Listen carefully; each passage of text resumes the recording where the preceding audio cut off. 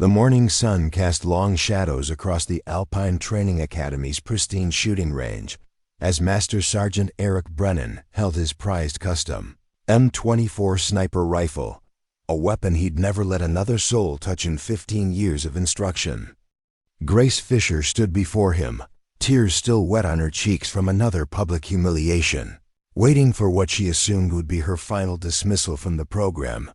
What happened next would become legend among military academies across Europe.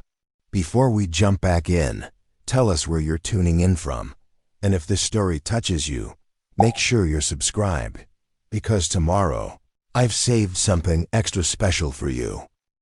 But to understand why a decorated instructor would hand over his most treasured possession to the student he'd called hopeless just hours before, you need to know the story of how Grace Fischer went from being the Academy's biggest failure to proving that sometimes the most broken-looking students hide the most extraordinary gifts. This is that story. Grace Fischer arrived at the Schwarzwald Military Academy on a crisp September morning, carrying a worn duffel bag and the weight of expectations she knew she'd never meet. At 22, the daughter of a Swiss clockmaker possessed an unusual combination of traits that made her both perfect and terrible for military service. Her pale blue eyes could spot the smallest mechanical inconsistency from across a room. Hands steady enough to repair watch movements could hold absolutely still for hours, and a mind that processed spatial relationships with mathematical precision. But Grace also cried when instructors yelled, flinched at sudden noises, and spoke so softly that others constantly asked her to repeat herself. The Academy's reputation preceded itself throughout German-speaking Europe. Nestled in the Black Forest region, it trained elite marksmen for special operations units across NATO forces. Students came from privileged military families or had proven themselves in combat zones. Grace Fischer came because her father had sold his workshop to pay the enrollment fees, believing his daughter's gift for precision could translate into something greater than repairing timepieces. Her application had been extraordinary on paper. Grace held multiple shooting competition records from civilian clubs throughout Switzerland, including a perfect score at the International Precision Shooting Championship that had stood unbroken for 3 years. She could disassemble and reassemble virtually any rifle blindfolded, having learned mechanical systems through years of working with intricate clockwork mechanisms. Her theoretical knowledge of ballistics, wind compensation, and long-range physics exceeded most graduate-level students. The Academy didn't care about civilian competitions or theoretical knowledge. They cared about military bearing, aggressive confidence, and the ability to perform under extreme pressure while following orders without question. Grace possessed none of these qualities. During her first week, other students immediately identified her as different. While they swaggered through the dormitories with loud voices and easy camaraderie, Grace arranged her belongings with obsessive precision and spoke only when directly addressed. Her bunkmate, Klaus Weber, was the son of a German general who treated the Academy like an extended networking opportunity. He'd watch Grace meticulously clean her issued rifle every evening and shake his head with amusement. "Fischer, you know, they issue new ones if yours breaks, right?" he'd comment, getting laughs from nearby bunks. "You don't have to baby it like some antique clock." Grace would continue her methodical cleaning without responding, checking each component with the same attention to detail she'd once applied to century-old timepieces. What Klaus didn't understand was that Grace could feel mechanical problems before they became visible. A slight roughness in the bolt action that indicated wear patterns, a trigger mechanism that pulled 3 grams heavier than specifications, a scope mounting system that would shift imperceptibly under recoil. She noticed everything. The other students saw obsessive behavior. Grace saw the difference between equipment that worked and equipment that worked perfectly when everything depended on absolute precision. Her marksmanship scores during initial evaluations were flawless, but instructors barely noticed. The Academy's Grading system weighted psychological resilience and leadership potential as heavily as shooting accuracy. Grace excelled at hitting targets but fell apart when instructors used intimidation tactics designed to simulate combat stress. Her first public breakdown came during week 3, when Sergeant Mueller screamed at her for failing to maintain proper military posture during a formation exercise. "Fischer," he'd bellowed, his face inches from hers. "Are you here to learn warfare? Or practice ballet? Stand like a soldier, not a frightened child." Grace's response was to start crying, not the tears of anger or frustration that instructors could respect, but the quiet, shoulder-shaking sobs of someone completely overwhelmed by confrontation. The moment became a defining example of what the Academy considered psychological weakness, but what none of the instructors recognized was that Grace's emotional sensitivity came from the same source as her extraordinary precision. Years of working with delicate mechanisms had taught her to feel the slightest vibrations, to notice the smallest changes in tension or alignment. She didn't just hear instructors yelling, she felt the anger in their voices, processed the disappointment in their expressions, absorbed the collective judgment of 30 other students watching her fail. The same nervous system that made her an exceptional marksman made her vulnerable to emotional overload in high-stress social situations. Grace understood this about herself, but the military environment had no framework for accommodating such complexity. Students were expected to be either strong or weak, competent or incompetent, worthy or unworthy of continued training. Got as her first month at the academy concluded, Grace Fischer found herself categorized among the unworthy, despite possessing skills that surpassed most of her classmates. She'd learned to anticipate the daily humiliations, the dismissive glances, the assumption that her perfect marksmanship scores were somehow less meaningful because she couldn't handle being yelled at. Grace had come to the academy hoping to transform her gift for precision into something larger than herself.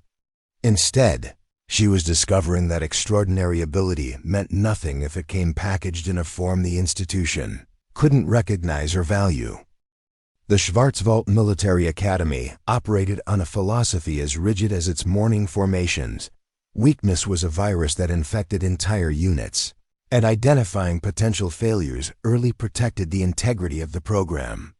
Master Sergeant Erik Brennan, the Academy's chief marksmanship instructor, had built his reputation on this principle during 15 years of weeding out students who couldn't handle the psychological demands of elite military service.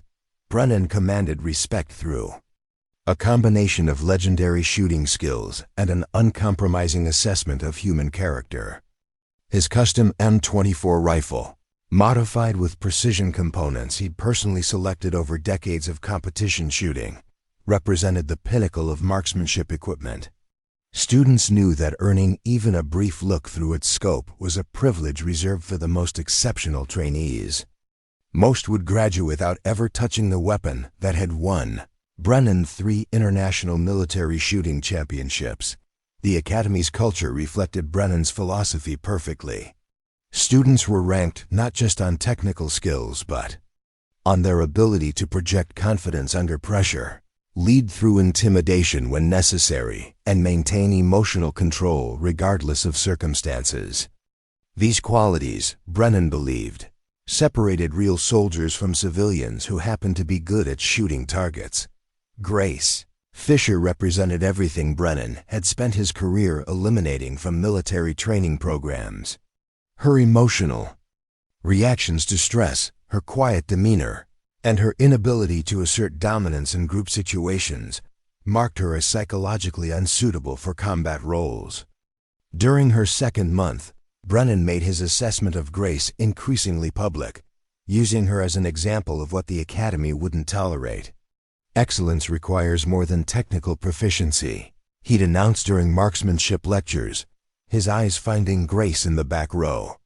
A sniper who breaks down under verbal pressure will get teammates killed when enemy fire starts incoming. Mental toughness isn't optional in this profession. Grace's classmates absorbed these lessons eagerly. Klaus Weber had emerged as the unofficial leader of their training cohort, his natural charisma and family connections making him Brennan's obvious favorite. Klaus possessed adequate shooting skills and exceptional political instincts. Preparing and narrating this story took us a lot of time, so if you are enjoying it, subscribe to our channel, it means a lot to us. Now back to the story. Understanding exactly how to position himself for advancement within the Academy's hierarchy. Some people are born for military service, Klaus would tell other students during evening discussions. Others are better suited for civilian careers where emotional stability matters less than technical knowledge. The implication was clear, and Grace heard every word from her bunk across the dormitory. She'd lie awake listening to conversations about her inadequacies, her unfitness for the program, her inevitable elimination from training. The other students weren't cruel intentionally. They simply saw her the way their instructors had taught them to see weakness. During practical exercises, Grace's isolation became more pronounced. Team-building scenarios required students to work together under artificial stress conditions, with instructors creating chaos through noise, time pressure, and deliberate confusion. Grace's marksmanship remained flawless, but her inability to communicate effectively under stress made her a liability in group settings. Fischer freezes up when things get complicated, reported Cadet Sarah Hoffman after one particularly challenging exercise. Her shooting is accurate, but she can't coordinate with the team when we're under pressure. Brennan nodded approvingly at such assessments. The Academy's mission was producing soldiers who could function as part of coordinated units, not individual performers who excelled in controlled environments. Grace's perfect scores on static target ranges meant nothing if she couldn't adapt those skills to dynamic, high-stress scenarios involving multiple variables and team coordination. The psychological pressure intensified during Grace's third month. Brennan implemented a peer evaluation system where students rated each other's leadership potential and combat readiness. Grace consistently ranked last in every category except technical marksmanship, creating a documented record of her peers' assessment of her military aptitude. Leadership emerges naturally in some individuals, Brennan explained during a faculty meeting Grace couldn't hear. Others can be taught to follow effectively. But students who can neither lead nor integrate properly into team structures represent training failures, regardless of their individual technical skills. The Academy's administrative staff began preparing Grace's dismissal paperwork, assuming her elimination was inevitable. Her emotional episodes had become more frequent as social pressure increased, confirming everyone's assessment of her psychological unsuitability for military service. What nobody recognized was that Grace's apparent weaknesses stemmed from the same neurological sensitivity that made her an extraordinary marksman. Her ability to detect minute mechanical variations, to feel the slightest environmental changes, to process complex spatial relationships with mathematical precision. All of these gifts came from a nervous system that absorbed information more intensely than typical military personnel could handle. Grace understood this about herself, but the Academy's culture provided no framework for explaining how emotional sensitivity could coexist with exceptional competence. She was expected to prove her worth through conventional demonstrations of military bearing, confident communication, and aggressive leadership, all skills that her particular neurological makeup made extraordinarily difficult. As winter approached the Black Forest, Grace Fischer found herself increasingly isolated within an institution that had decided she didn't belong. Despite possessing abilities that surpassed most of her classmates in the very skills the Academy existed to develop. While her classmates focused on impressing instructors through vocal confidence and aggressive posturing, Grace Fischer quietly became the Academy's most valuable problem solver. Her mechanical expertise, honed through years of repairing delicate timepieces, translated into an almost supernatural ability to diagnose and fix equipment failures that left others baffled. During the November training exercise, Klaus Weber's rifle malfunctioned during a crucial marksmanship test. The weapons. Bolt action had developed an intermittent jam that occurred randomly, making it impossible to predict or prevent.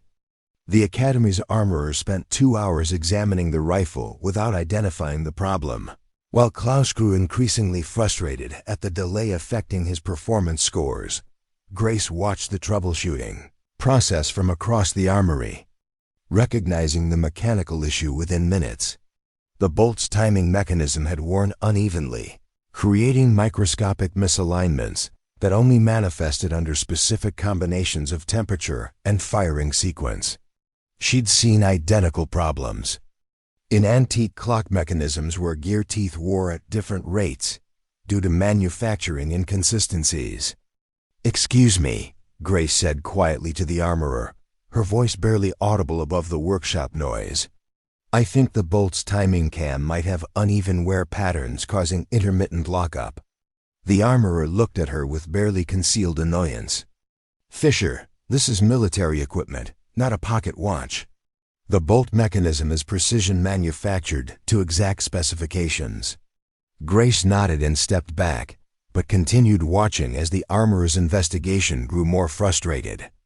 20 minutes later, Klaus's rifle jammed again during testing, confirming Grace's suspicion about the timing irregularity.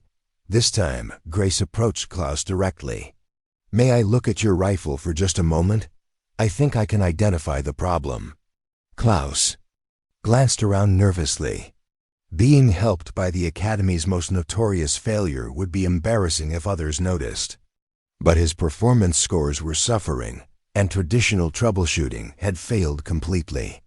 "Make it quick," he muttered, handing her the weapon. Grace's hands moved over the rifle with the systematic precision she'd learned from her father. Within 3 minutes, she'd identified the exact component causing the malfunction and explained the mechanical relationship between the worn timing cam and the intermittent bolt lockup. The wear pattern is creating a 0.03 millimeter gap that only affects function when the metal contracts in cold temperatures, she explained, showing Klaus the nearly invisible irregularity. "If you adjust the bolt timing by 1/4 turn, it should compensate for the wear until the part can be replaced." Klaus made the adjustment Grace suggested. His rifle functioned perfectly for the remainder of the exercise, earning him the highest marksmanship score of the week. But Klaus never mentioned Grace's assistance to anyone. When other students asked about his rifle's sudden improvement, he credited his own mechanical knowledge and the armorer's expertise. Grace's contribution remained invisible, just as she'd learned to expect. Similar incidents occurred throughout the winter months. Grace would quietly identify problems with optical equipment, suggest corrections for environmental factors affecting shooting accuracy, and solve technical challenges that stumped both students and instructors. Her interventions were consistently accurate and immediately effective, but always went unrecognized because she made them so discreetly. During a particularly challenging long-range exercise, several students struggled with wind compensation. Calculations that seemed straightforward on paper, but produced consistently inaccurate results in practice. The mathematical formulas taught in classroom sessions weren't accounting for the complex air currents created by the Black Forest's mountainous terrain. Grace had spent hours observing wind patterns from the dormitory windows, noticing how air moved differently at various elevations and how temperature gradients affected bullet trajectory in ways the standard formulas didn't predict. She developed her own compensation system based on visual indicators that could be observed in real time rather than calculated theoretically. She began leaving anonymous notes in other students' lockers, sharing wind-reading techniques disguised as general study materials. Her insights were so accurate that shooting scores improved dramatically across the entire training cohort. But nobody could identify the source of the helpful information. Master Sergeant Brennan noticed the overall improvement in his students' performance but attributed it to his own teaching methods finally taking effect.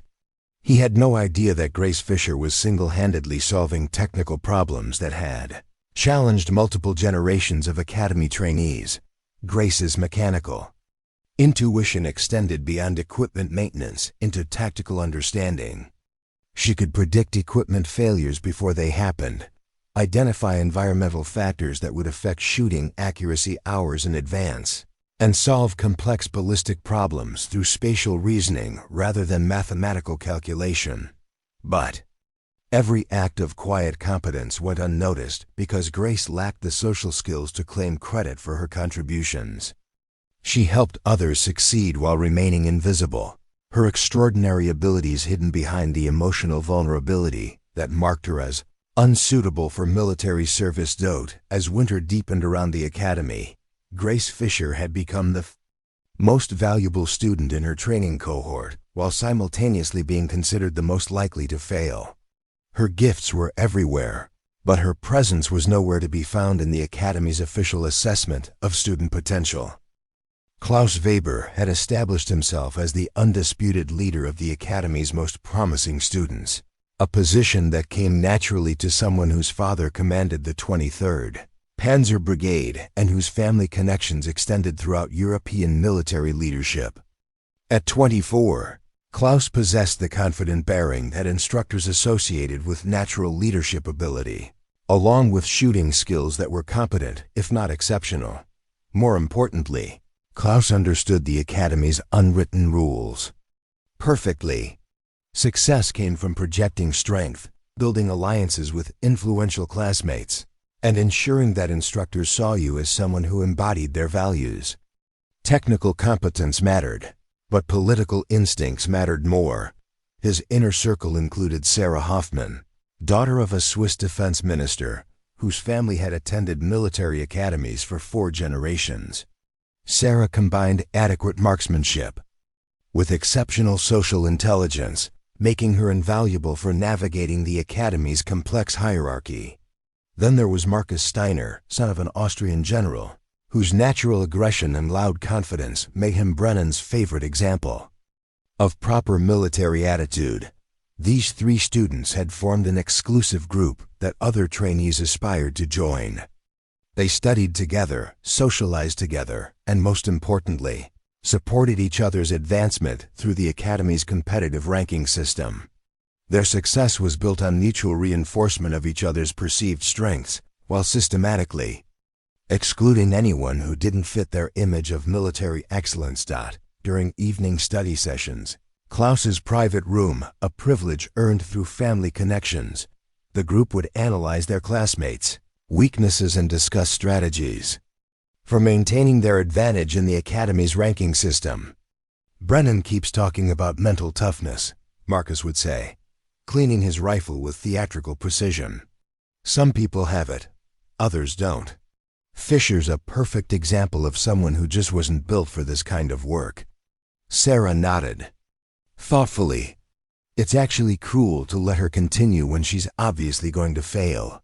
She'd be happier in some civilian job where her technical skills could be useful without the pressure." Klaus agreed, though privately he remembered how Grace had solved his rifle malfunction when the Academy's expert armorer had failed completely. But acknowledging her technical superiority would undermine his own position as the group's mechanical expert, a role that had earned him considerable respect among both students and instructors.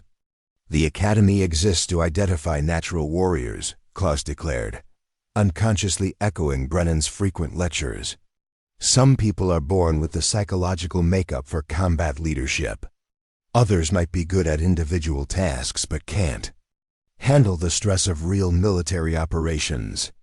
Their confidence was reinforced during a major training exercise designed to simulate coordinated team operations under extreme stress. The scenario involved multiple squads working together to neutralize simulated enemy positions while under intense time pressure and artificial chaos created by instructors. Klaus's team performed exceptionally well, their success built on months of practicing together and understanding each other's capabilities.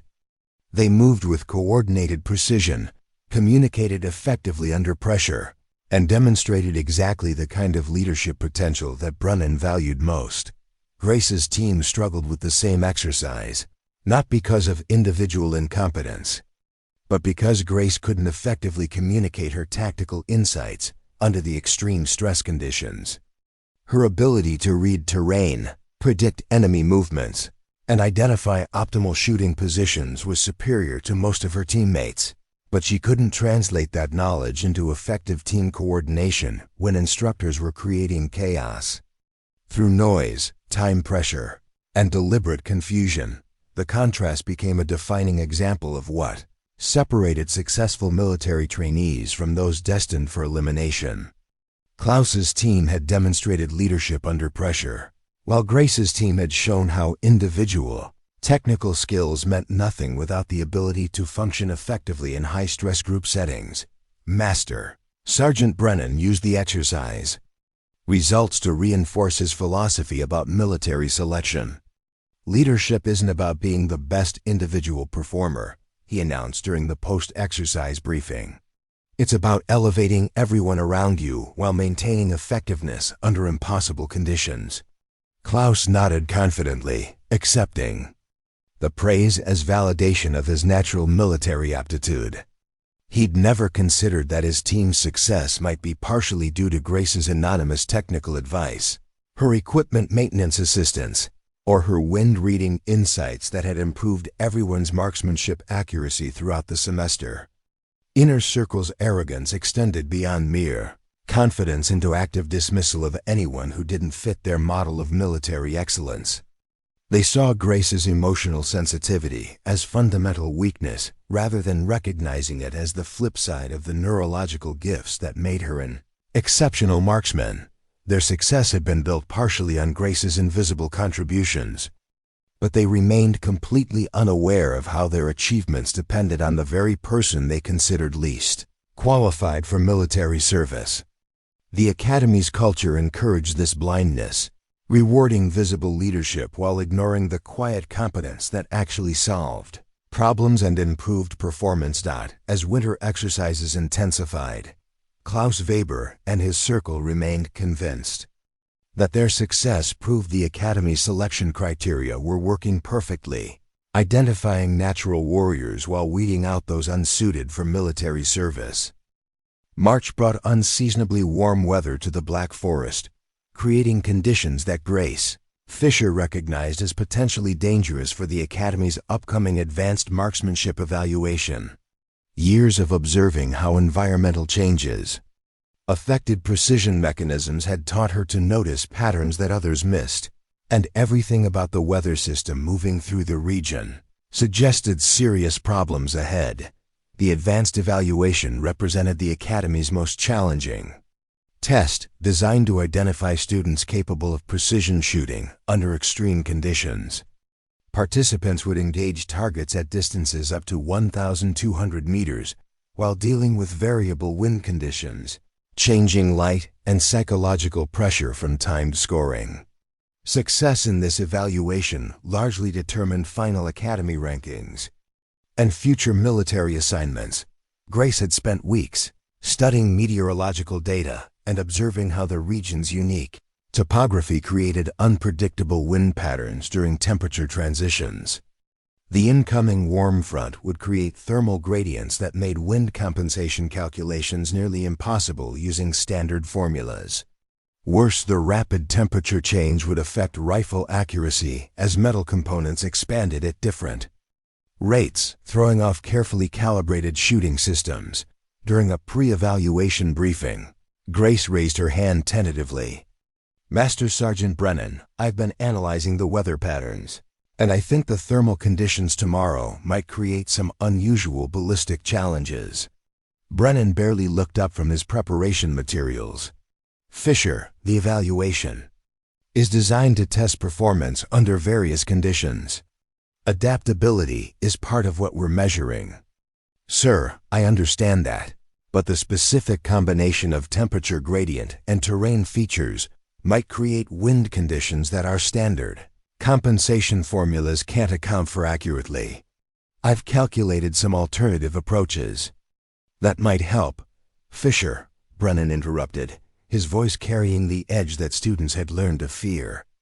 Are you suggesting that the Academy's evaluation procedures are inadequate? That our standard training methods won't prepare students for weather conditions? Grace felt her face flush as every student in the briefing room turned to stare at her. No, sir. I just think that these particular conditions might require some additional considerations for safety and fairness. Klaus Weber leaned back in his chair with a barely concealed smirk. Maybe some of us are just worried about performing under challenging conditions, he said quietly, getting chuckles from nearby students. Brennan's expression hardened. Fischer, if you're not confident in your ability to adapt standard techniques to variable conditions, perhaps you should reconsider whether you belong in advanced training. Military snipers don't get to choose their weather. The dismissal stung, but Grace pressed forward with growing desperation. Sir, I'm not concerned about my own performance. I'm worried that the thermal layering will create wind shears that could affect everyone's accuracy in unpredictable ways. If we could just modify the compensation calculations to account for that's enough, Fischer. Brennan's voice cut through her explanation with finality. The evaluation proceeds as scheduled using standard procedures. Students who can't adapt to challenging conditions aren't suited for advanced training. Grace fell silent, but privately began documenting her environmental observations in detail.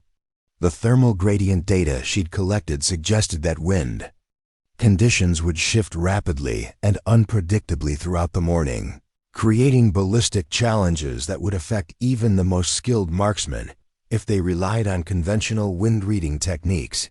After the briefing, Sarah Hoffman approached Grace with what appeared to be sympathy. Grace, I understand you're nervous about tomorrow, but questioning the evaluation procedures isn't going to help your situation here. I'm not questioning the procedures, Grace replied quietly. I'm trying to help everyone understand what the weather conditions will actually do to bullet trajectories. Marcus Steiner overheard the conversation and joined them with his characteristic bluntness. Fischer, you've been struggling with confidence issues all year. Don't project that onto environmental factors. Good shooters adapt to conditions instead of making excuses. The conversation reflected a broader pattern Grace had encountered throughout her academy training. Whenever she identified technical problems or offered insights based on her mechanical expertise, others interpreted her contributions as anxiety, excuse-making, or challenges to established authority. Her analytical approach to problem-solving was seen as weakness rather than thoroughness. That evening, Grace made detailed calculations about how the predicted thermal conditions would affect bullet trajectory at various distances and times of day. Her analysis showed that standard wind compensation formulas would be off by significant margins during the morning hours when thermal layering was most pronounced. She considered approaching individual students with her findings, but previous experiences had taught her that unsolicited technical advice was usually unwelcome. Instead, Grace prepared detailed notes for herself, hoping that her own performance might somehow demonstrate the validity of her environmental analysis. The night before the evaluation, Grace lay awake listening to confident conversations from other bunks. Students were discussing their strategies, reviewing standard techniques, and expressing excitement about demonstrating their skills under challenging conditions. Nobody seemed concerned about the weather factors that kept Grace's mind racing. Through ballistic calculations, Klaus Weber's voice carried clearly across the dormitory. Tomorrow's going to separate the real marksmen from the lucky shooters. Difficult conditions always reveal who actually has the skills versus who's just been getting by in controlled environments. Grace understood the implication. Tomorrow's evaluation would likely confirm everyone's assessment of her as technically competent but psychologically unsuitable for advanced training. Her environmental analysis would be dismissed as overthinking. Her preparation would be seen as anxiety, and her inevitable struggles with the impossible wind conditions would be interpreted as fundamental incompetence. As dawn approached, Grace Fischer prepared to face an evaluation designed to test adaptability under challenging conditions, knowing that the specific challenges ahead were far more complex than anyone else realized. The morning of the advanced marksmanship evaluation dawned clear and deceptively calm. With gentle breezes that gave no hint of the thermal chaos Grace Fischer knew was building in the atmosphere above the Black Forest. She stood with 32 other students at the Academy's long-range facility, watching Master Sergeant Brennan conduct final equipment inspections with his characteristic precision. Grace's stomach churned as she observed the wind flags positioned throughout the range.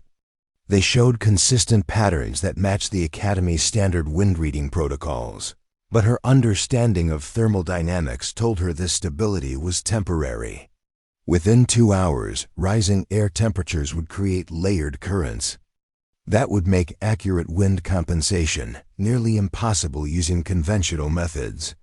Students will engage targets at 800, 1,000, and 1,200 meters, Brennan announced, his voice carrying across the range with military authority. Each distance requires 5 shots within prescribed time limits. Scoring considers both accuracy and adaptability to changing conditions. This evaluation determines your final Academy ranking and eligibility for advanced sniper training programs. Klaus. Weber stood confidently with his rifle, surrounded by the usual group of high-performing students who dominated Academy rankings throughout the year.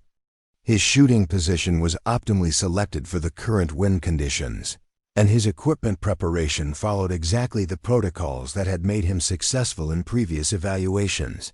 Grace occupied a position near the end of the firing line, isolated as always from the Academy's social hierarchy. Her rifle was prepared with obsessive attention to detail, but more importantly, she'd spent the early morning hours making final calculations about how thermal layering would affect bullet trajectories throughout the evaluation period. The first shooting sequence proceeded exactly as Grace had predicted. Current conditions favored conventional wind reading techniques, and students with good fundamental skills performed well. Klaus achieved excellent scores at both 800 and 1,000 meters, reinforcing his position as the Academy's top-ranked student. Grace's own shooting was technically perfect, but her visible anxiety about conditions that others couldn't yet perceive reinforced her reputation for overthinking simple challenges. But as the morning progressed and air temperatures rose, Grace watched thermal currents begin building exactly as her analysis had predicted. Wind flags started showing inconsistent patterns that confused students trying to apply standard compensation formulas. What appeared to be manageable cross winds at ground level were masking complex vertical air movements that would dramatically affect long-range trajectory. By the time students began attempting 1,200-meter targets, Grace's predictions were proving devastatingly accurate. Even the Academy's best marksmen were struggling with wind compensation that seemed to follow no logical pattern. Klaus's normally confident shooting became erratic as his bullets consistently missed targets, despite perfect mechanical execution. What the hell is happening with these wind conditions? Marcus Steiner muttered after another missed shot. The flags show manageable crosswinds, but the bullets are acting like they're hitting invisible barriers. Grace watched her classmates' growing frustration with a mixture of sympathy and resignation. She could see exactly what was happening. Thermal layers were creating vertical wind shears that required completely different compensation techniques, but knew that explaining her analysis would be dismissed as excuse-making by someone who was already failing under pressure. Master Sergeant Brennan grew increasingly stern as even his most promising students struggled with conditions that appeared straightforward. "This is exactly what separates competent marksmen from elite snipers," he announced to the firing line. "Superior shooters adapt to unexpected challenges instead of letting environmental factors control their performance." The comment struck Grace like a physical blow. Brennan was interpreting systematic environmental factors as individual failures of adaptability, when the reality was that no amount of standard training could have prepared students for the specific thermal conditions she'd tried to warn about. Grace faced an impossible choice. She could continue following conventional protocols and accept another evaluation failure that would confirm everyone's assessment of her psychological unsuitability for advanced training. Or she could abandon standard techniques and use the alternative wind reading methods she'd developed through her own environmental analysis. Using her own methods meant publicly contradicting the Academy's established procedures. It meant demonstrating that her technical approach was superior to Brennan's teaching, which would be seen as arrogance from someone already considered the Academy's least promising student. It meant drawing attention to herself at the moment when invisibility felt safest, but Grace could also see that several students were becoming genuinely demoralized by their unexpected struggles. Klaus Weber's confident facade was cracking as shot after shot missed targets he should have hit easily. The evaluation was destroying the confidence of students who'd worked for months to reach this moment. Grace chambered around and made her decision.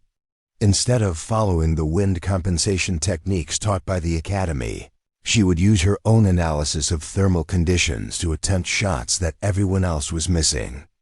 If she succeeded, she'd have to explain how. If she failed, she'd be confirming her reputation for overthinking simple problems.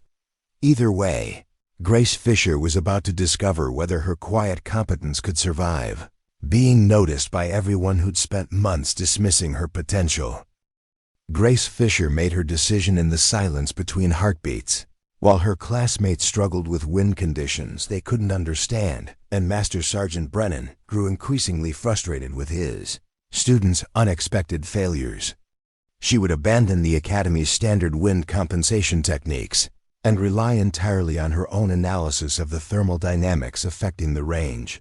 The decision meant complete isolation from everything she'd been taught during 8 months of military training. No instructor support, no established procedures, no safety net of conventional wisdom to fall back on if her calculations proved wrong. Grace would be betting her entire military future on environmental analysis that existed only in her private notebooks and meteorological intuition, developed through years of observing how atmospheric conditions affected precision mechanisms. She closed her eyes and visualized the complex air currents building above the Black Forest. Morning thermal heating was creating vertical columns of rising air at irregular intervals across the range, generating unpredictable horizontal wind shears that standard compensation formulas couldn't account for.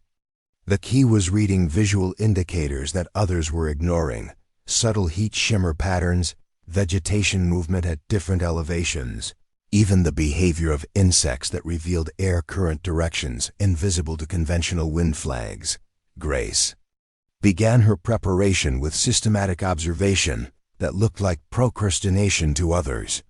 While Klaus Weber and Marcus Steiner grew increasingly agitated with their missed shots, Grace studied the range with the patient intensity she'd once applied to diagnosing complex clockwork malfunctions. Heat shimmer above the 1,200-meter target showed vertical air movement rising approximately 15 degrees off the eastern edge, indicating thermal column formation that would create lateral wind drift of roughly 8 inches at that distance. Vegetation patterns suggested the thermal activity was intensifying as ground temperatures rose, meaning conditions would become more challenging rather than stabilizing. Most importantly, Grace noticed that the thermal columns were forming in predictable patterns based on ground terrain features. Rocky outcroppings absorbed heat faster than forested areas, creating vertical air currents that generated corresponding horizontal flows at shooting altitude. By mapping these terrain relationships, she could predict where wind compensation would be needed even when visual indicators weren't immediately apparent. "Fischer," Brennan's voice cut through her concentration, "you're taking excessive time between shots. This is a timed evaluation, not a meditation session." Grace nodded without looking away from her environmental analysis. She understood that her methodical approach appeared to be anxiety-driven hesitation, but rushed shooting under these conditions would guarantee failure regardless of her mechanical skills. The range had become a study in mounting frustration as the Academy's most confident students faced repeated failures that defied explanation. Klaus Weber had missed 4 consecutive shots at 1,200 meters despite perfect mechanical execution, his usual confidence replaced by visible confusion and growing anger. "This is impossible," Sarah Hoffman muttered after another miss. "The wind. Readings don't match what's happening to the bullets. It's like they're hitting invisible walls." Grace wanted to explain what was actually happening, but knew that unsolicited technical advice would be interpreted as condescension from someone already considered the Academy's weakest student. Instead, she continued her silent preparation, making final adjustments to her scope based on thermal analysis that no one else would understand or accept. Her rifle setup reflected months of modifications based on precision principles learned from her father's clockmaking workshop. Every component had been adjusted for maximum consistency under varying environmental conditions, with particular attention to how temperature changes affected metal expansion and optical alignment. Grace had even modified her ammunition selection, choosing rounds with ballistic characteristics that performed more predictably in thermal turbulence. These technical details were invisible to casual observation, but represented the difference between random accuracy and consistent precision under challenging conditions. As she prepared for her first shot at 1,200 meters, Grace felt the familiar calm that came from thorough preparation meeting genuine understanding. This was the mental state she'd experienced while repairing the most complex timepieces in her father's workshop, complete focus on mechanical relationships and environmental factors, while trusting her analytical preparation over emotional reactions. The other students' struggles had created an atmosphere of mounting tension that Grace found easier to ignore than the social pressure that usually overwhelmed her. Technical challenges had always been more manageable than interpersonal conflicts, and right now the range was purely about physics and precision rather than military hierarchy and social conformity. Grace settled into her shooting position with the methodical precision that had always marked her as different from her classmates. But this time, instead of trying to conform to conventional techniques that couldn't handle the environmental conditions, she was preparing to demonstrate that her analytical approach might be exactly what the situation required. The thermal columns were strengthening as morning temperatures rose, creating increasingly complex wind patterns that would challenge every shooter on the range. Grace Fischer was about to discover whether 8 months of quiet observation and technical analysis could overcome a lifetime of being dismissed as too sensitive for military service. Her finger found the trigger as she began the most important shooting sequence of her life. Grace Fischer's first shot at 1,200 meters struck the target's center ring with precision that seemed impossible under the chaotic wind conditions plaguing every other student on the range. The impact drew immediate attention from both students and instructors, not because perfect shots were unusual for Grace, but because her accuracy remained consistent while even Klaus Weber continued missing targets by significant margins. Master Sergeant Brennan paused his evaluation supervision to observe Grace's shooting position through binoculars. Her technique appeared identical to what the Academy taught, but her wind compensation calculations seemed to account for atmospheric factors that weren't visible on the range's standard wind measurement equipment. "How is Fischer hitting targets when everyone else is struggling?" Sarah Hoffman whispered to Klaus, whose confidence had been shattered by 4 consecutive misses at the same distance. Grace was hitting consistently. Klaus watched Grace's methodical preparation between shots with growing frustration. "She's probably just getting lucky with the timing. Random wind patterns are bound to favor someone occasionally." But Grace's second shot struck within inches of her first, followed by a third that maintained the same extraordinary accuracy. This wasn't random luck. Grace Fischer was consistently solving wind compensation problems that had stumped the Academy's most accomplished marksmen. The crisis deepened as other students' performances continued deteriorating. Marcus Steiner, normally the Academy's most psychologically resilient shooter, began showing visible signs of stress as his shots scattered across the target area with no discernible pattern.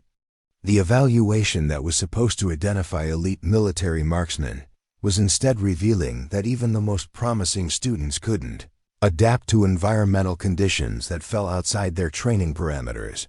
Brennan found himself facing a systematic failure of his instructional methods.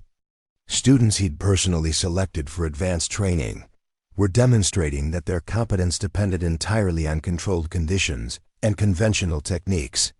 Meanwhile, Grace Fischer, the student he'd consistently identified as psychologically unsuitable for military service, was performing with machine-like precision under circumstances that were destroying everyone else's confidence.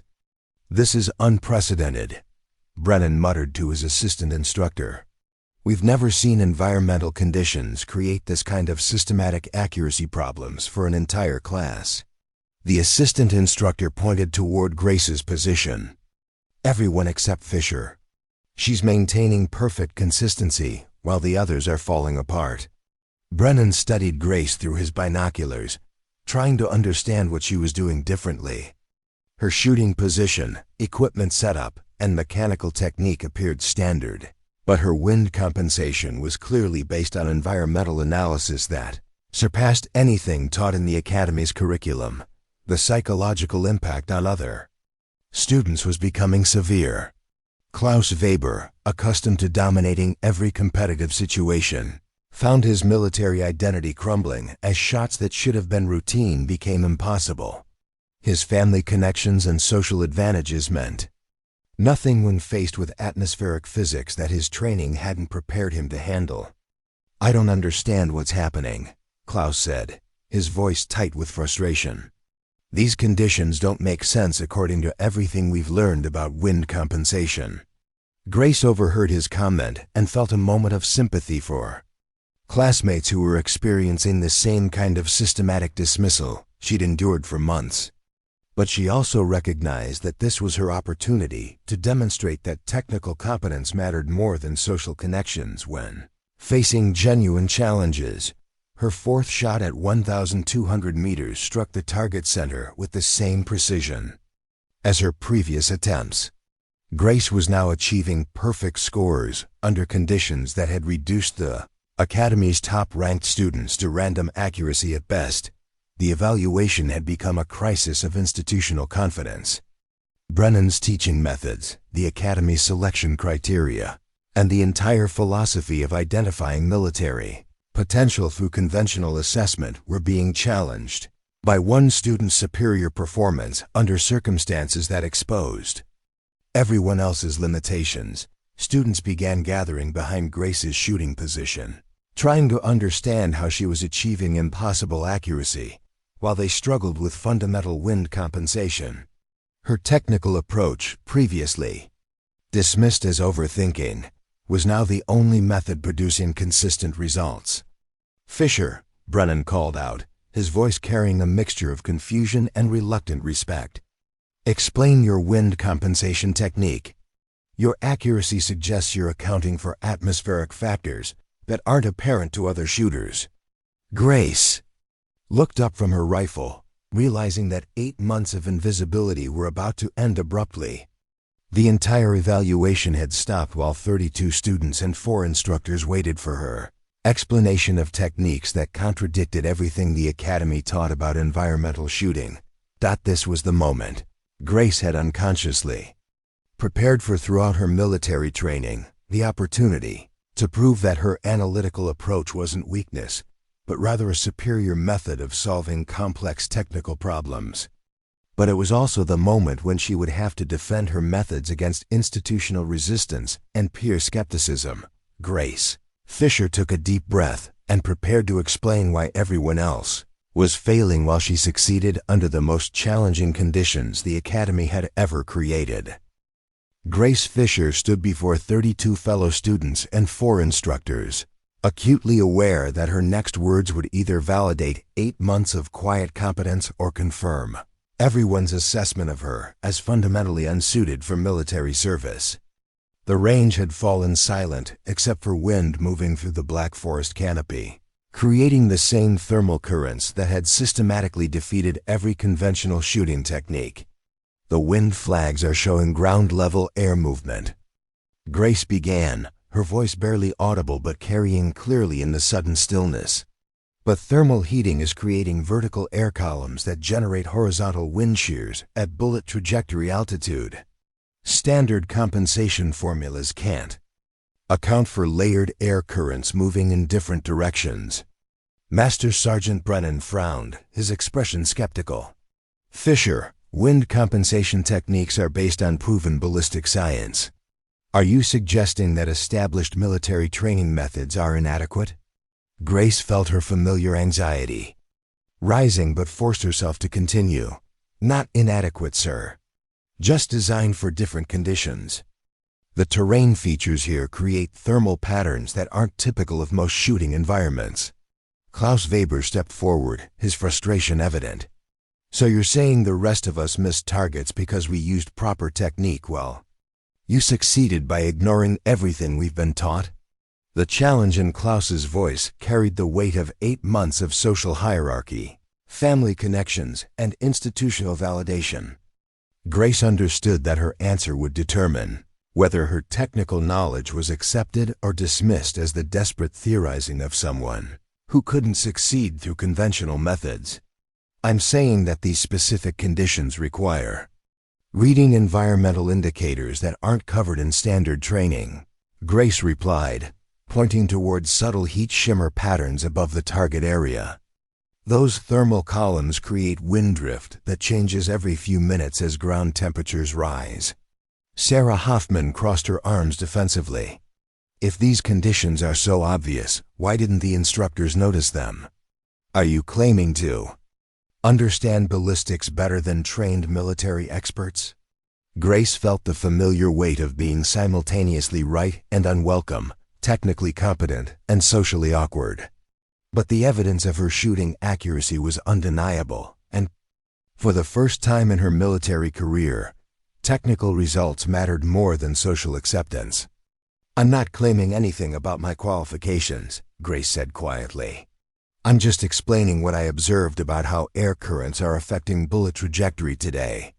Brennan studied the range through binoculars, trying to see the thermal indicators Grace had described. Demonstrate your technique, Fischer. Show us these environmental factors you're claiming to read. Grace walked to the edge of the shooting area and pointed toward different sections of the range.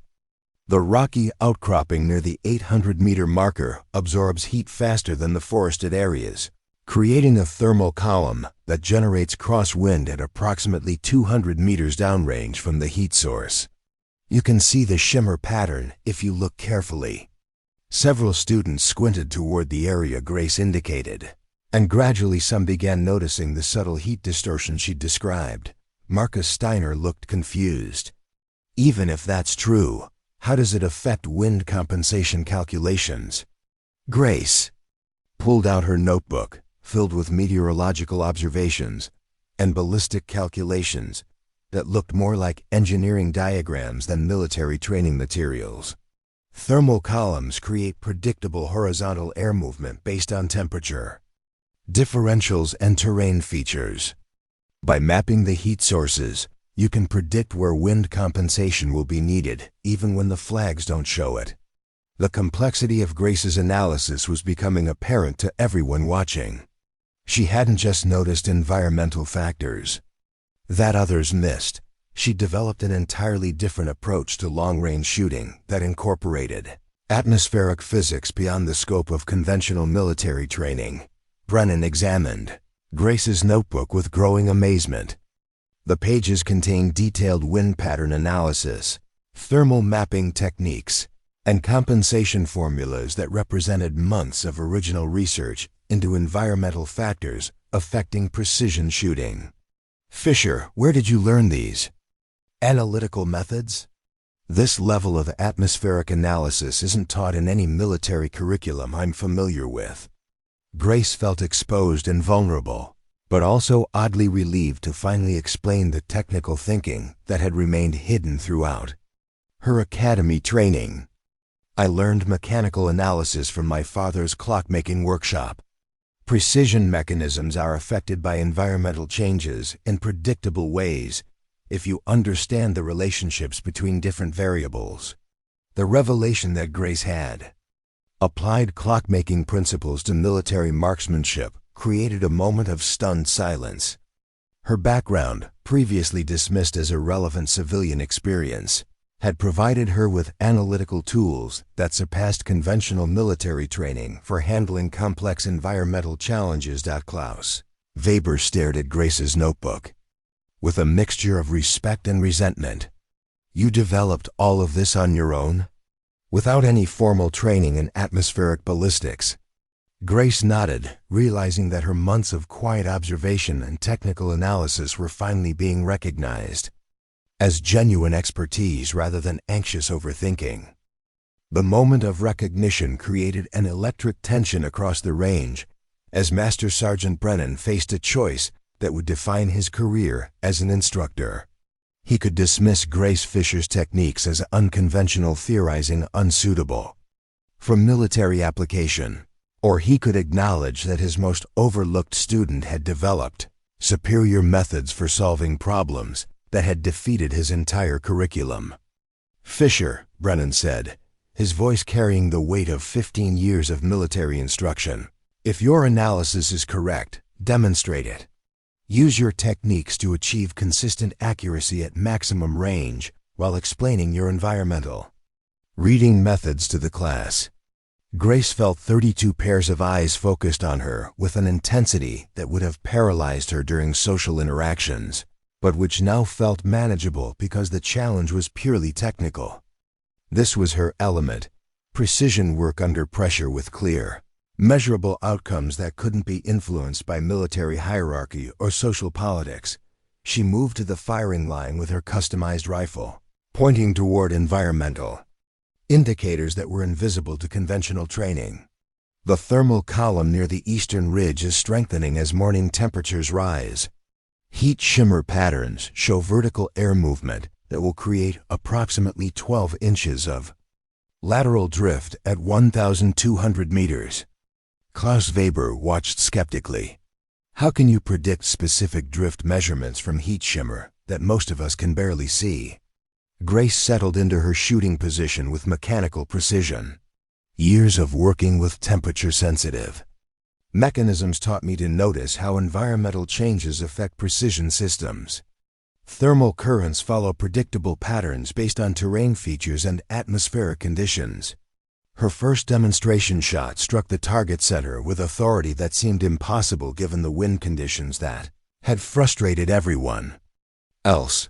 But more importantly, Grace maintained a running commentary that explained her environmental analysis in real time. The thermal column I mentioned is creating a horizontal airflow that peaks approximately 8 seconds after the visual shimmer becomes apparent. By timing the shot to coincide with the predictable lull between thermal pulses, you can minimize drift compensation requirements. Brennan studied Grace's techniques through binoculars, gradually recognizing that her approach represented genuine innovation rather than lucky guessing. Her environmental analysis was systematic, her compensation calculations were mathematically sound, and her results were consistently superior to anything achieved through conventional methods. Grace's second shot struck within millimeters of her first, followed by detailed explanation of how shifting thermal patterns required continuous adjustment of compensation techniques. Standard wind reading focuses on sustained air movement, but thermal shooting requires predicting intermittent changes that occur on irregular cycles. The demonstration was becoming a masterclass in advanced ballistics, taught by someone the Academy had spent 8 months trying to eliminate. Students who dismissed Grace as psychologically unsuitable were taking detailed notes on techniques that surpassed their formal military education. Sarah Hoffman raised her hand tentatively. Grace, could you teach us to recognize these thermal indicators? Your accuracy is obviously superior to what we're achieving with standard methods. The request marked a fundamental shift in academy dynamics. Students who'd spent months treating Grace as an outsider were now asking to learn from her expertise, acknowledging that technical competence mattered more than social conformity when facing genuine challenges. Grace's third shot maintained her perfect accuracy while she continued explaining environmental factors that others had never considered. Thermal analysis requires patience and systematic observation, but the patterns become predictable once you understand the relationship between terrain features and atmospheric heating. Master Sergeant Brennan made his decision with the reluctant admiration of someone whose fundamental assumptions were being challenged by undeniable evidence. Fischer, your techniques are unconventional but demonstrably effective. The Academy needs to incorporate your environmental analysis methods into advanced training curriculum. The acknowledgement represented complete vindication of Grace's analytical approach, but it also created an impossible situation. She was simultaneously the Academy's most successful student and its most systematic failure. Technically superior but socially inappropriate from military culture. Klaus Weber approached Grace's position with visible humility. I owe you an apology. Your methods are clearly superior to anything we learned through conventional training. I was wrong to dismiss your capabilities. Grace looked at Klaus with surprise, recognizing genuine respect in his expression for the first time since arriving at the Academy. You weren't wrong about my psychological limitations. I still struggle with military culture and social pressure. But environmental shooting is different. It's about technical analysis rather than interpersonal dynamics. The evaluation had transformed from a systematic failure of academy training methods into a demonstration that exceptional ability could emerge from unexpected sources. Grace Fischer had proven that quiet competence and analytical thinking could achieve results that surpassed conventional military confidence and social connections. As morning temperatures continued rising and thermal conditions became even more challenging, Grace Fischer stood ready to complete the most comprehensive validation of unconventional expertise in the Academy's history. Her impossible stand against institutional dismissal was about to reach its climactic moment. The transformation on the range was immediate and profound as Grace Fischer's environmental analysis began spreading through the Academy like a revelation. Students who had spent months dismissing her as psychologically unsuitable were now studying her techniques with the desperate intensity of people who'd discovered their fundamental assumptions were wrong.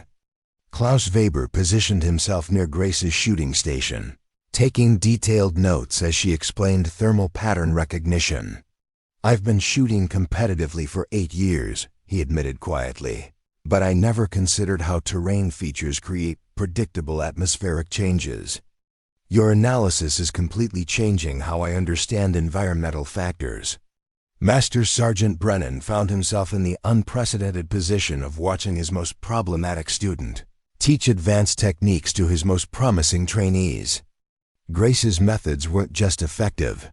They represented a systematic evolution of marksmanship theory that incorporated atmospheric physics beyond conventional military training.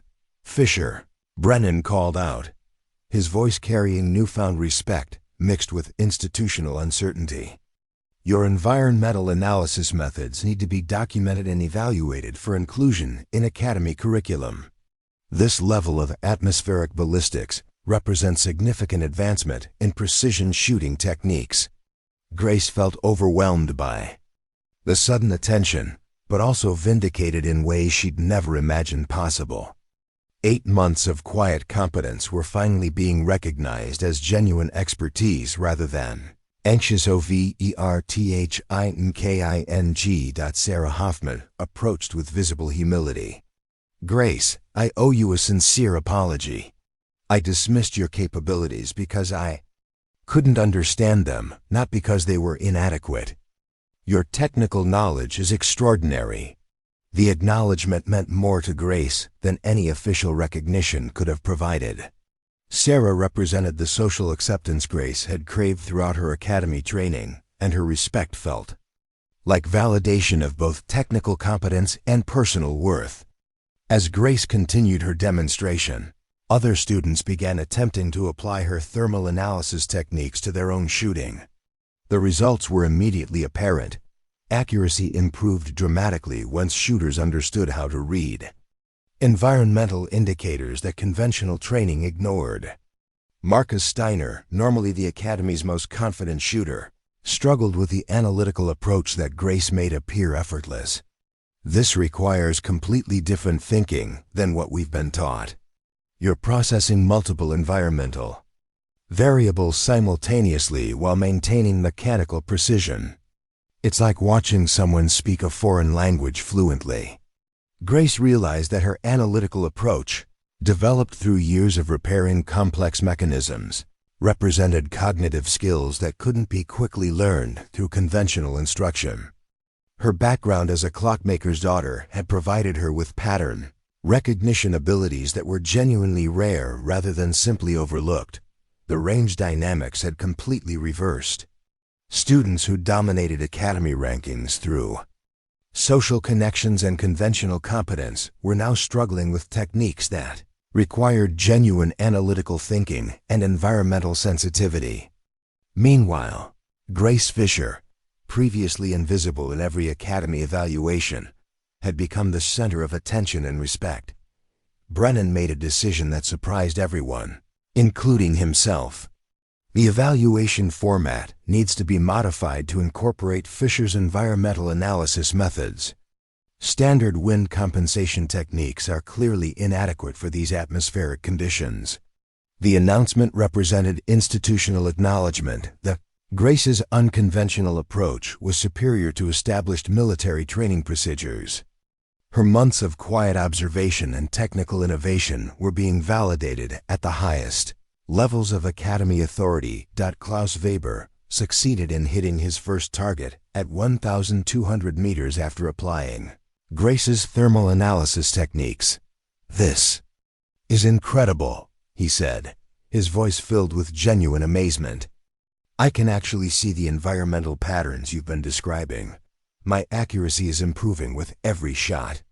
Grace watched her classmates' success with satisfaction that had nothing to do with personal vindication. Seeing others achieve better results through improved understanding felt more rewarding than any individual recognition could have provided. The morning's evaluation had transformed from a competitive ranking exercise into a collaborative learning experience, where technical knowledge was shared freely among students who'd previously seen each other as rivals. Grace's example had changed the entire culture of the Academy's advanced training program. Brennan observed the transformation with professional fascination. In 15 years of military instruction, he'd never witnessed such a dramatic shift in student dynamics or seen unconventional techniques prove so comprehensively superior to established methods. Fischer has demonstrated that exceptional ability can emerge from unexpected sources, he announced to the assembled students. Her analytical approach represents exactly the kind of innovative thinking that military training should be developing rather than discouraging. The statement marked a fundamental change in academy philosophy, acknowledging that technical competence and analytical thinking might be more valuable than conventional military bearing and social confidence. As the evaluation continued, Grace found herself in the unprecedented position of being sought out for advice by students who'd spent months avoiding her company. Her transformation from academy failure to respected expert was complete, but more importantly, her example was changing how everyone understood the relationship between individual competence and institutional recognition. The tide had turned completely. Grace Fischer was no longer fighting for acceptance. She was defining the new standard for excellence that others aspired to achieve. Grace Fischer held Master Sergeant Brennan's custom M24 rifle with reverence that extended far beyond respect for precision equipment. The weapon represented 15 years of Brennan's dedication to marksmanship excellence, but more importantly, it symbolized institutional acknowledgement that her unconventional approach had achieved something extraordinary. The range fell silent as Grace prepared for her final demonstration shot, understanding that this moment would define not just her own military future, but potentially change how the Academy evaluated student potential. Her months of quiet competence had led to this pivotal test of whether analytical thinking and environmental sensitivity could be recognized as genuine military virtues. Brennan's rifle felt different from her personal weapon, heavier, more precisely balanced, with custom modifications that reflected decades of competitive shooting experience. But the environmental conditions remained the same: complex thermal patterns that had defeated conventional training methods all morning. "The thermal column near the eastern ridge has intensified," Grace announced, her voice carrying new confidence, as she explained her analysis to the assembled students and instructors. "Peak thermal activity occurs in approximately 12-second cycles, creating predictable lulls in horizontal air movement." She settled into her shooting position with mechanical precision that seemed effortless but represented years of technical training applied to military marksmanship. The custom M24's scope revealed environmental details that confirmed her thermal analysis with extraordinary clarity. Grace's shot struck the 1,200-meter target dead center with authority that seemed to validate everything she'd been trying to prove throughout 8 months of systematic dismissal. But more importantly, her success using Brennan's legendary rifle demonstrated that her techniques worked with any precision equipment, not just her personally modified weapon. Brennan studied the target through binoculars with professional amazement. Perfect center hit under conditions that defeated our entire conventional training program. "Fischer, your environmental analysis methods represent the most significant advancement in marksmanship instruction I've encountered in 15 years of military service." The acknowledgement marked Grace's complete transformation from academy failure to institutional innovator. But Brennan wasn't finished with gestures that would reshape academy culture. "Fischer," he said, extending the custom M24 toward her permanently, "this rifle belongs with someone who understands precision shooting at the level you've demonstrated today. I want you to keep it." Grace stared at the offered weapon with shock that bordered on disbelief. "Sir, I can't accept equipment of this significance. This rifle represents your entire career achievement." Brennan's expression carried paternal pride mixed with professional respect. "Fischer, this rifle represents precision marksmanship excellence. You've proven that your techniques surpass conventional training methods developed over decades of military instruction. The weapon belongs with the shooter who can use it most effectively." Klaus Weber approached with visible emotion. "Grace, you've earned this recognition completely. Your environmental analysis revolutionized everyone's understanding of precision shooting. Master Sergeant Brennan is acknowledging that you've achieved something extraordinary." The gesture represented more than personal recognition. It symbolized institutional change in how the academy evaluated student potential. Grace's example had proven that technical competence and analytical thinking might be more valuable than conventional military bearing and social confidence. Sarah Hoffman spoke for many students when she said, "Watching Grace's performance today has completely changed how I understand what qualifies someone for military excellence. Her quiet competence achieved results that none of our conventional confidence could match." Brennan addressed the entire group with the authority of someone whose fundamental assumptions had been challenged by undeniable evidence. "Fischer's success demonstrates that exceptional ability can emerge from unexpected sources. The Academy's mission is identifying and developing military potential wherever it exists, regardless of how that potential manifests." Grace accepted the custom M24 with trembling hands, understanding that she was receiving more than precision equipment. Brennan's rifle represented acceptance into a community that had spent months rejecting her. validation of analytical approaches that had been dismissed as weakness, an acknowledgement that her unconventional background had provided genuine military advantages. 6 months later, Grace Fischer stood before a new class of academy students as the institution's first environmental marksmanship instructor, teaching thermal analysis techniques that had revolutionized precision shooting curriculum throughout European military training programs. Her quiet competence had evolved into confident expertise, but more importantly, her example had changed how the academy identified and developed exceptional ability.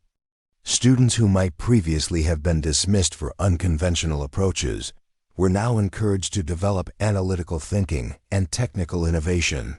Master Sergeant Brennan, promoted to Academy Commandant, often observed Grace's classes with satisfaction that extended beyond personal vindication. The Academy's mission is developing military potential in all its forms, he would tell visiting instructors. Sometimes our most valuable innovations come from the students we least expect to succeed. Grace Fischer had proven that heroes weren't always the loudest voices in the room. Sometimes they were the quiet ones who noticed what everyone else missed, who solved problems through patient analysis rather than aggressive confidence, and who transformed entire institutions through demonstrated excellence rather than inherited advantage. The Ghost had become a legend, and legends, Grace learned, had the power to inspire others to achieve the impossible. The moment that would define Master Sergeant Erik Brennan's career came as he watched Grace Fischer achieve perfect scores under environmental conditions that had reduced his most accomplished students to frustrated confusion. 15 years of military instruction had taught him to recognize exceptional ability, but Grace represented something unprecedented, genuine innovation that challenged fundamental assumptions about military training. Brennan approached Grace's shooting position, carrying his custom M24 rifle, the weapon that represented his personal standard for precision marksmanship. Students throughout the academy knew that touching Brennan's rifle was a privilege reserved for the most exceptional trainees, an honor that typically marked the pinnacle of academy achievement. "Fischer," Brennan said, his voice carrying a complexity of emotions that surprised everyone within earshot, "I need to understand your techniques more completely. Your environmental analysis methods are beyond anything in conventional military training." Grace looked up from her rifle, still processing the dramatic shift in her academy status. 8 months of systematic dismissal had not prepared her for institutional recognition, and Brennan's respectful tone felt surreal after months of criticism and professional doubt. "Sir, I'm happy to explain my analysis methods in detail. The thermal patterns are actually quite predictable once you understand the relationship between terrain features and atmospheric heating cycles." Brennan studied Grace with the careful attention he typically reserved for evaluating equipment rather than people. "Fischer, your accuracy under these conditions demonstrates mastery that surpasses most military instructors I've worked with. Where did you develop these capabilities?" The question forced Grace to articulate something she'd never fully explained to anyone. "My father taught me that precision work requires understanding all the variables that affect mechanical systems. Atmospheric conditions influence bullet trajectory the same way temperature changes affect clockwork mechanisms, predictably, if you know what to observe." Klaus Weber listened to Grace's explanation with growing amazement.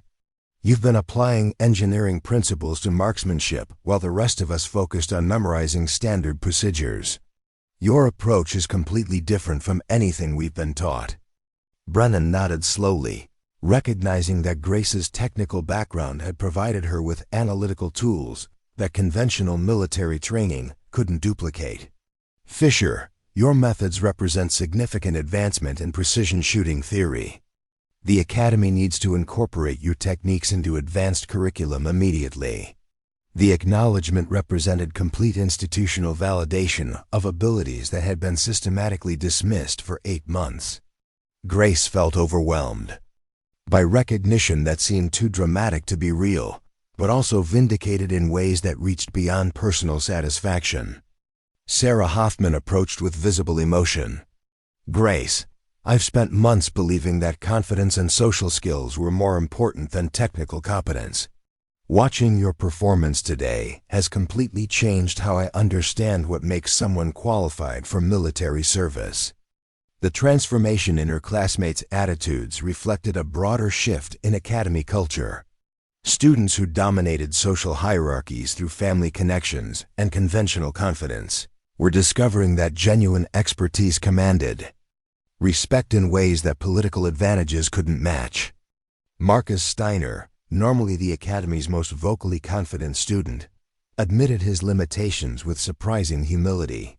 I've been successful through aggression and standard techniques, but Grace's analytical approach produces results I can't achieve through conventional methods.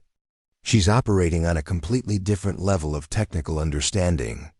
Brennan made a decision that would become legendary in Academy history. He extended his custom M24 rifle to Ward, Grace with ceremonial significance that everyone present understood immediately. Fischer, I want you to demonstrate your environmental analysis techniques using precision equipment that matches your capabilities. This rifle represents the highest standard of marksmanship equipment available. Grace stared at the offered weapon with shock that bordered on disbelief. Brennan's custom M24 was legendary throughout the Academy, a symbol of ultimate achievement that few students ever hoped to touch, much less use for demonstration purposes. Sir, I'm honored by your confidence, but I'm not sure I'm qualified to handle equipment of that caliber. Brennan's expression softened with something approaching paternal pride. Fischer, your techniques have proven superior to conventional training methods under the most challenging conditions I've ever created. You're not just qualified, you're the most qualified person on this range. The moment represented complete reversal of 8 months of institutional assessment. Grace Fischer, previously considered the Academy's least promising student, was being entrusted with her instructor's most prized possession and recognized as the range's most technically competent shooter. Klaus Weber watched the interaction with visible emotion.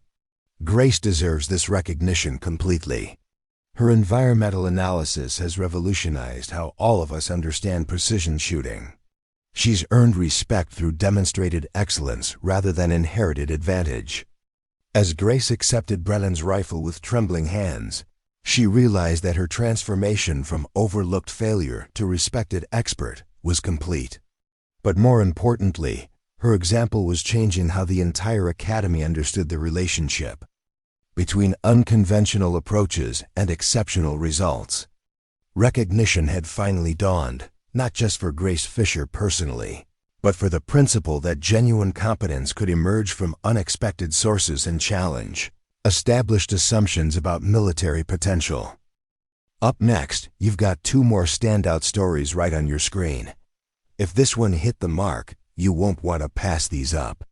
Just click and check them out. And don't forget to subscribe and turn on the notification bell so you don't miss any upload from us.